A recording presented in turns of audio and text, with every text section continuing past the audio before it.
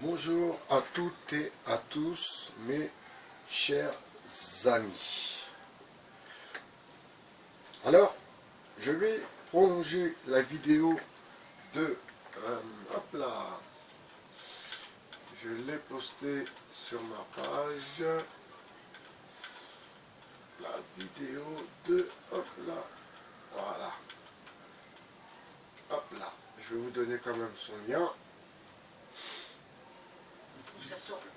Sortez de la matrice, la chaîne de Vaïn, féminisme et autres arnaques. Une femme qui fait des vidéos, ma foi, l'ingénierie sociale, toujours aussi le but de ces vidéos pour démontrer que nous avons bien affaire à des grands Manitou qui préparent le futur à leur façon, mes très chers amis. Alors, l'arnaque du féminisme. En effet, le grand capital avait pour but de faire travailler la femme. Vous comprenez? Alors, quand on entend ces femmes dire « Oui, moi, je veux mon travail, oui, je veux ma voiture, oui, je veux, oui. » Mais qui s'occupe des enfants? Oui, c'est une nounou qui s'occupe des enfants. Vous comprenez? Et d'ailleurs, alors comment je vais l'appeler? Sortir de la matrice, Vaïn, de Vaïn. Alors Vaïn ne termine pas son propos. Donc elle dit que eh bien, la femme, on lui demande de tout faire à la fois. D'être une bonne épouse, d'être une bonne mère, d'avoir un poste assez élevé dans la hiérarchie de sa société ou la société pour laquelle elle travaille, donc, eh bien, arriver à un moment d'être une bonne femme aussi, donc d'être une bonne femme, une bonne mère, une bonne entrepreneuse, ma foi, c'est peut-être beaucoup pour une seule femme. D'ailleurs, de là, on rebondit tout de suite et je vous en avais déjà parlé sur une certaine vidéo, sur l'histoire du regroupement familial dans les années 70, fin 70, je crois, au début 80. Donc les entrepreneurs, l'entrepreneuriat, on va dire, hein, eh ben, a eu la bonne idée de faire venir les femmes, des hommes qui travaillaient ici, à Peugeot, à Renault, etc., etc. Donc, pour eux, c'était pour que le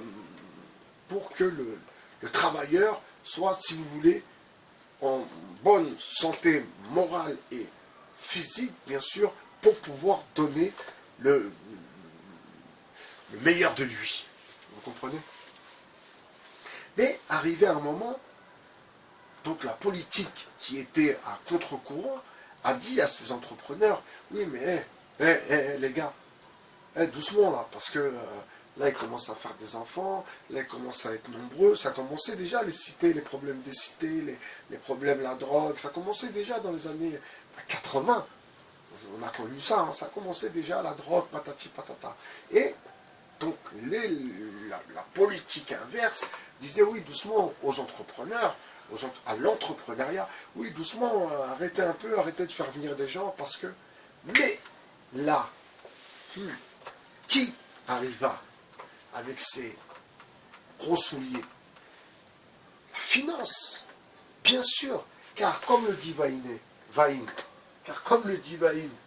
oui, en effet, il faut les faire travailler les femmes, parce qu'ils se sont rendus compte que c'était 50% de la population qui restait inactive, et ces femmes devaient aller au travail parce qu'elles devaient être productives et ramener de l'argent avec les impôts, bien entendu.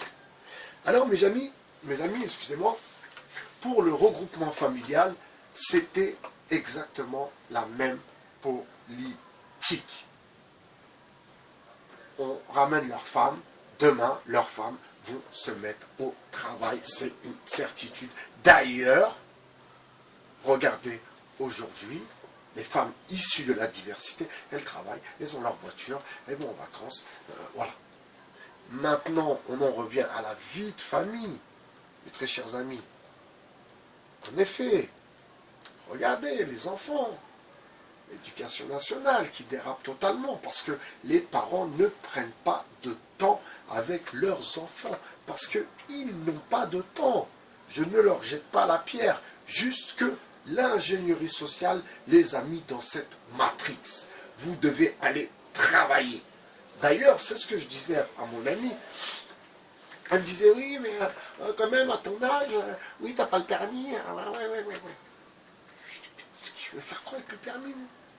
Pourquoi tu veux que j'ai le permis? Ça me sert à quoi le permis? Si, pour aller voir mon fils en Belgique et revenir. C'est tout. Sinon, ça va me servir à quoi le permis? Pour que je pollue en plus et que je paye une assurance. D'ailleurs, je vais rebondir rapidement sur les assurances et l'escroquerie. L'escroquerie totale des assurances. D'ailleurs, je me demande comment vous faites pour continuer à adhérer à ce genre d'escroquerie, les assurances, l'escroquerie par excellence. Alors je m'explique. Vous payez une assurance, 30 € par mois. D'accord? 30 € par mois, sur un an, bon, vous faites le calcul. Hein. Peut-être qu'ils vous font un prix. Enfin bref. Donc vous payez cette assurance pour, au cas où vous avez un accident, eh bien, vous êtes assuré. Mais, mes amis, il y a une question qu'il faut se poser dans toute cette escroquerie. Mais quand vous conduisez, vous êtes prudent. Quand vous conduisez, vous faites le maximum pour ne pas avoir d'accroc, pour pas que votre voiture ne soit pas abîmée. Je ne sais pas, moi, ça me paraît totalement logique. Donc, pourquoi les gens doivent payer une assurance? Au cas où. Donc, ça veut dire qu'on est dans une projection dans le futur. Ça veut dire que l'assurance est une innovation, mes très chers amis. L'assurance est une bédane. À mon goût, bien sûr. C'est comme fêter son anniversaire. Grosse innovation qui puisse exister. Enfin, bref, revenons à Vaïné. Donc Vaïm dit, on demande beaucoup à la femme, on lui demande d'être une bonne femme, une bonne mère, une femme entreprenante, une femme... Mais tellement elle n'en peut plus, la femme, eh bien, elle tombe dans les mains de Big Pharma. Et c'est ça le commentaire que j'ai mis sous ta vidéo, Vaïm. Je vous ai mis, excusez-moi, nous ne sommes pas copains-copines, je vous ai mis, et elles finissent par prendre des médicaments. Eh oui, en effet, toujours dans la totale contradiction. D'ailleurs, c'est les valeurs inversées. C'est exactement ça. Et faire culpabiliser le consommateur. Mais oui, mes amis, si vous êtes en vie, c'est de votre faute. Il faut mourir. Vous voyez le truc ou pas? Si vous êtes en vie, c'est de votre faute. Si vous respirez, c'est parce que vous êtes en vie. Si vous mettez des chaussures, c'est parce que vous ne voulez pas marcher pieds nus. Et si vous mettez un pantalon, c'est bien sûr pour au moins, pas comme les autres qui n'en ont plus, mais au moins avoir un froc et surtout de ne pas le baisser. C'est surtout ça le plus important, mes très chers amis. Alors, vous voyez, l'ingénierie sociale. Voilà ce qui m'a toujours intéressé dans le fond. Et je vais par mes devoirs, par mon devoir, par l'écriture bien sûr, démontrer que l'ingénierie sociale est bien sûr contrôlée par le grand capital. Pour preuve, Vaïm, à un moment, se pose des questions sur, mais c'est spectaculaire, comment ils ont fait pour jouer avec les gens, inverser, simplement avec des publicitaires de talent. Ceux qui ont participé aussi avec leur théorie à la première et la deuxième guerre pour envoyer ces jeunes Américains mourir. Pour envoyer, d'ailleurs, nous aussi, ici en France, tous ces jeunes, d'ailleurs des descendants de ma famille, sont morts. grand-père était lui-même résistant, mes très chers amis. Alors, mes amis, Papy Jasmin, le père à ma mère, d'accord? Ma mère qui est berrichonne, du Berry, et son père était un résistant. Et je me souviens quand j'allais le voir dans le Berry, j'étais un petit enfant et lui était un vieux monsieur avec les cheveux blancs et il m'a toujours transmis beaucoup d'amour, mes chers amis. Voilà pourquoi aussi j'en suis là. C'est bien l'amour qui a fait l'être que je suis aujourd'hui, mes chers amis. Donc, avant de développer, comme je vous ai expliqué déjà dans une autre vidéo, j'aime concept, un homme de concept. Je n'ai pas dit de principe, je n'ai pas dit de parole, je n'ai pas dit de concept. J'aime les concepts. Les choses soient claires, limpides, que ça se passe comme ça, une entrée. Et vous voyez, ce problème d'être un homme de concept, ça me pose problème. Et vous savez pourquoi, mes amis? Ça me pose problème par rapport à la construction de mon essai. Ça me pose problème parce que les choses ne sont pas comme je le veux. Donc c'est pour ça que je mets du temps à rédiger ce livre. D'ailleurs, j'ai écouté hier une vidéo une interview, excusez-moi, de Michel Houellebecq. Michel Houellebecq, d'ailleurs, qui est mon voisin. C'est une drôle de coïncidence.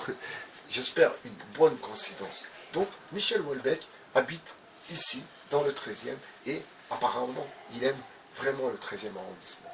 Donc, au plaisir de vous croiser un de ces quatre, Monsieur Houellebecq. Monsieur Houellebecq qui, dans un interview, s'est posé la question que je me pose moi aussi dans le fond. Puis-je écrire, puis-je raconter des histoires? Puis-je me permettre, alors là c'est le respect pour vous, pour les lecteurs, alors puis-je, pour mes futurs lecteurs, puis-je me permettre de raconter des histoires à un public qui ne me connaît pas? Vous comprenez? Je trouve ça un peu déplacé.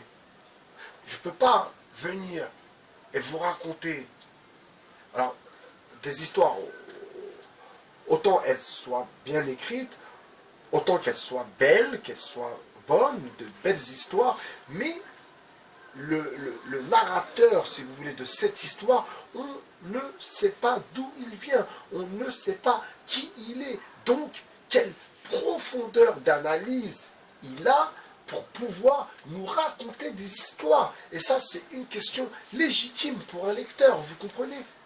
J'aimerais savoir, et là, je réponds à toi, Diego, et tu vas comprendre. D'ailleurs, Houellebecq a répondu aussi un peu dans le même genre. Vous savez, je ne suis pas quelqu'un qui lit des auteurs. Non.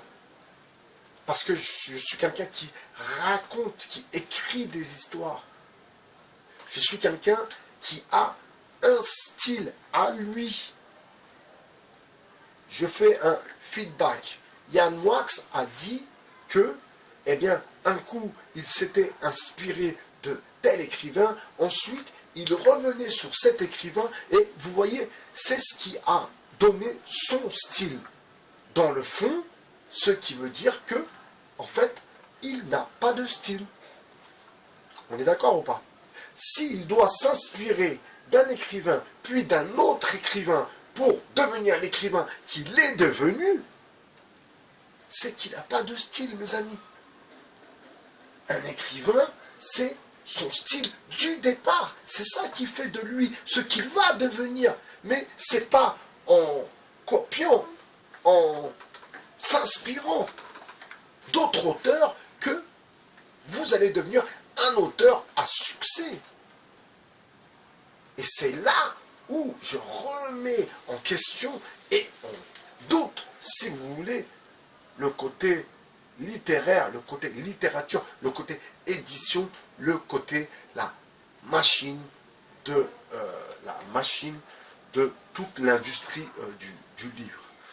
Et qui lance les tendances et comment se passe ce moment à créer la tendance et à créer le journaliste, l'écrivain. Alors aux États-Unis d'ailleurs, ils fabriquent des écrivains qu'ils balancent ensuite comme ça. En France, non. Parce qu'on a une autre culture à la culture. Quand même, on ne peut pas le nier. Quand même, comme dit El Blancos, dédicace à toi. Donc on ne peut pas le nier. La France est un pays qui a soif de culture. D'ailleurs, je comprends pourquoi Michel Houellebecq aime le 13e arrondissement. Et en effet, mes amis, le 13e arrondissement, à part la bobostance, la boboïtude, ça, on ne peut rien y faire. Ils sont là, ils vont nous manger, mes amis, ils vont nous manger. Je rigole, bien sûr. Alors, pourquoi Michel Houellebecq aime le 13e? Parce que dans le 13e arrondissement, il y a toute une histoire. Le 13e arrondissement, en partant de la rue des Cordelières, en allant jusqu'à Gare de Lyon, pratiquement, Bibliothèque François Mitterrand, vous voyez, nous sommes dans le New Age, donc tout a été refait de ce côté-là, du côté de Gare de Lyon, vraiment la nouvelle architecture, et nous avons toujours, ici dans le 13e, d'ailleurs, l'ancienne architecture, avec les anciens ateliers, avec les gobelins où on teintait les moquettes, où on teintait les tissus, tout ça. Il y a vraiment quelque chose de spécial dans le 13e. De plus, ceux qui habitent dans le 13e et qui verront cette vidéo, vous savez, le soir ici, quand, même la journée, en fin de journée, quand vous marchez, vous avez un vent qui vous arrive. Un vent frais. Un vent qui sent bon. Frais et qui sent bon. Pourquoi? Parce que le 13e, en fait, il est dans une sorte de cuvette. Vous comprenez? Voilà, ça fait ça. C'est comme Porte de Clignancourt, quand ça descend vers Gare de l'Est, tout ça, voilà. Ça descend. Donc, toutes les portes, en fait, et après, ça redescend comme ça. Donc, c'est ça. Et après, Paris, donc le premier arrondissement, donc l'épicentre, si vous voulez, du bazar. Voilà, mes chers amis. Donc, cette idée de, avant de raconter des histoires, je dois faire savoir à mon public qui je suis, par où je suis passé. Qu'est-ce que j'ai vécu au juste pour me permettre de venir à raconter des histoires. Ça, c'est pour votre respect, si je vois les choses ainsi. Michel Houellebecq, Soumission, je vous invite à lire ce livre que j'ai rapidement parcouru, mais je vais vous expliquer pourquoi. D'ailleurs, hier, j'ai été surpris, parce que je ne suis pas, je vous le répète, je ne suis pas quelqu'un qui est à fond dans la littérature. Non, c'est faux. Je suis quelqu'un qui écrit, je suis quelqu'un qui aime la société. Mais je ne lis pas d'histoire parce que j'ai assez de mes histoires déjà, lesquelles je suis en train de mettre à plat. Alors, Michel Houellebecq, dans Soumission, il prédit qu'en 2022, il y aura un président musulman qui va se présenter. Je crois qu'il gagne même. Et au même moment, il y a eu les attentats de Charlie Hebdo. Mes hommages, mes respects, mes condoléances à tous ceux qui ont perdu des proches dans cette tuerie. cette tuerie, j'emploie le mot tuerie, j'emploie plus le mot complot. C'est une tuerie. Mais qui est derrière cette tuerie? Stan Mayo m'a donné à réfléchir quand je l'ai écouté parlant des réseaux Gladio, mes chers amis. Je vous souhaite une bonne journée, 13h50 sur le 2.0. Ciao.